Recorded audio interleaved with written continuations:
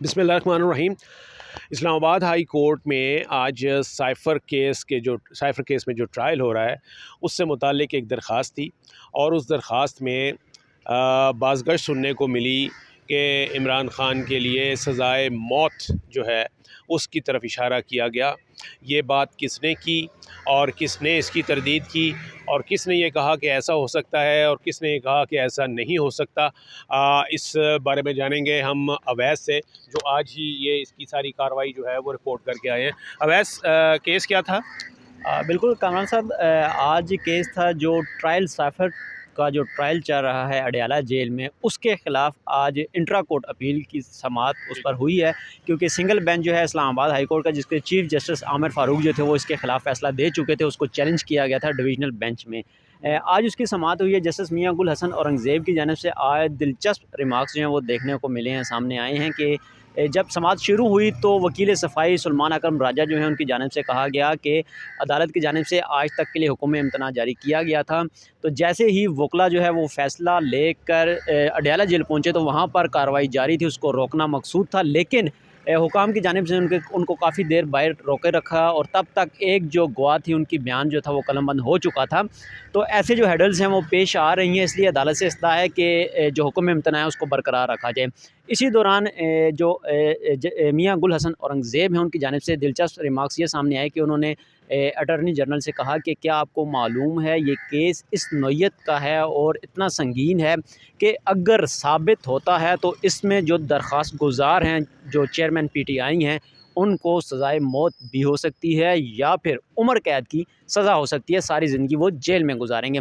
यानी जो सेक्शंस लगाई गई हैं उसमें साइफ़र केस में वो ऐसी हैं कि उनमें अगर साबित हो जाएं तो उसमें सज़ाए मौत हो सकती है। जी बिल्कुल, क्योंकि गद्दारी की जो सेक्शंस हैं वो लगाई गई हैं अच्छा। और उसके तहत या तो सज़ाए मौत है या फिर उम्र भर आपको जेल में गुजारना पड़ती है।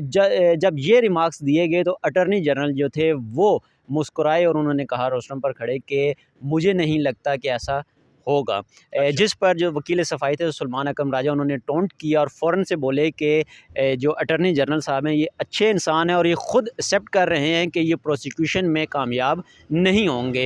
यानी इस्तग़ासा खुद कह रहा है कि जी ऐसा नहीं होगा, इसका मतलब ये है कि वो अपने केस में कामयाब नहीं होंगे। बिल्कुल ऐसा ही है, क्योंकि इसके अलावा क्योंकि जब जो अदालत की जानिब से दीगर जो दस्तावेज़ात थी वो तलब की गई थी, तो वो दस्तावेज़ात भी आज अदालत में पेश नहीं की जा सकें। अटॉर्नी जनरल की जानिब से कहा गया है कि वो सोमवार के रोज़ तक बाकायदा जो दस्तावेज़ात थी, जो नोटिफ़िकेशंस थे काबीना की मंजूरी से जारी हुए थे, वो जो है वो अदालत में पेश कर देंगे। क्योंकि अदालत ने अब 20 नवंबर तक जो साइफ़र केस है उसमें हुक्म इम्तना जो है उसको एक्सटेंड कर दिया, उसमें तोसी दे दी है। लेकिन अदालत ने ये भी रिमार्क्स दिए हैं कि सोमवार के रोज़ इस केस की सुनवाई जो है वो दिन 11 बजे होगी और इस केस को कंक्लूड किया जाएगा, समाअत जो है वो मुकम्मल की जाएगी और 2 रुकनी बेंच जो है उस केस की समाअत कर रहा है। सुलेमान अकरम राजा की जानिब से बारहा कहा गया कि जो ओपन कोर्ट ट्रायल है उसको होना चाहिए ताकि हर बंदे की एक्सेस हो, जिस पर जो जज थे उनकी जानिब से भी कहा गया कि क्योंकि जिस तरह अटॉर्नी जनरल ने सिंगल बेंच, जो उस वक्त सिंगल बेंच था, जस्टिस आमिर फ़ारूक जो है उस केस की समाअत कर रहे थे, तो उनको जैसे मुतमईन किया गया और उनके सामने सारी सिचुएशन रखी गई कि वाकई ये ओपन कोर्ट ट्रायल नहीं हो सकता, क्योंकि उस वक्त जो इमरान ख़ान हैं चेयरमैन पीटीआई, वो अडयाला जेल की बजाय अटक जेल में कैद थे और वहाँ से उनको लाने में सिक्योरिटी मसाइल थे। लेकिन अब सूरत हाल काफ़ी मुख्तलिफ है, क्योंकि चेयरमैन जी। पीटीआई को अडयाला जेल मुंतकिल कर दिया गया, तो अब वो सूरत हाल नहीं है। इस हवाले से आप हमें मुकम्मल तौर पर एतमाद में लें और हमें जो है वो मुकम्मल तौर पर, जैसे आपने सिंगल बेंच को मुतमईन किया था, हमें भी उसी तरह मुतमईन करें। अच्छा, वैसे एक 190 मिलियन पाउंड वाला केस है, उसमें भी ऑर्डर ये हो गया है कि उसका जो ट्रायल शुरू होना है वो भी अडयाला जेल में किया जाएगा, उसका क्या स्टेटस है?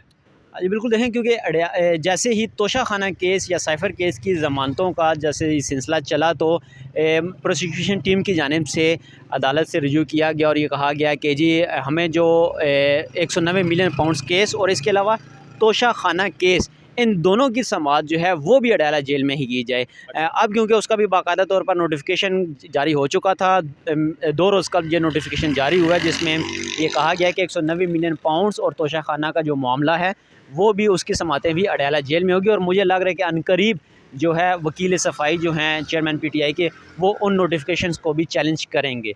ओके। ओके जी, बिल्कुल। आपने एक बात तो बड़ी दिलचस्प इसमें सामने आई होगी कि ये इस्तग़ासा जिसने ये केस बनाया है साइफ़र का, और ये ऑफिशियल सीक्रेट एक्ट के तहत बना है, और चालान में जो दफ़ात शामिल की गई हैं वो संगीन नौइयत की हैं, यानी उसमें सज़ाए मौत का ज़िक्र हो रहा है और उसमें उम्र कैद का ज़िक्र हो रहा है। लेकिन इसके साथ साथ इस्तग़ासा यानी अटॉर्नी जनरल जो हैं वो ये कहते हैं कि जी ऐसा नहीं होगा। उन्होंने मुस्कुराते हुए, ऐसे ही था जी? बिल्कुल ऐसे ही मुस्कुराते हुए कहा कि मुझे नहीं लगता कि ऐसा हो सकता है। तो उनको भी इल्म है कि इस केस में कितनी जान है, और ये कि इस केस के जो बारआवर होने के कितने चांसेस हैं। तो इसलिए किसी को भी यहाँ पे गद्दारी के इल्ज़ामात लगा कर सज़ा देना ये शायद इतना आसान नहीं होता, चाहे वो तहरीक इंसाफ के चेयरमैन हो या कोई और मुलज़िम हो। तो इस हवाले से ये ज़रूर है कि अब ये सिर्फ डिलेइंग टैक्टिक्स हैं। जो केस है वो शायद इतना मजबूत नहीं है, लेकिन जो डिलेइंग टैक्टिक्स हैं सिर्फ उसी बुनियाद पर ही इस्तग़ासा जो है वो खेल रही है, और उनकी कोशिश यही है कि इसमें ज़्यादा से ज़्यादा टाइम जो है वो गेन किया जाए। Thank you.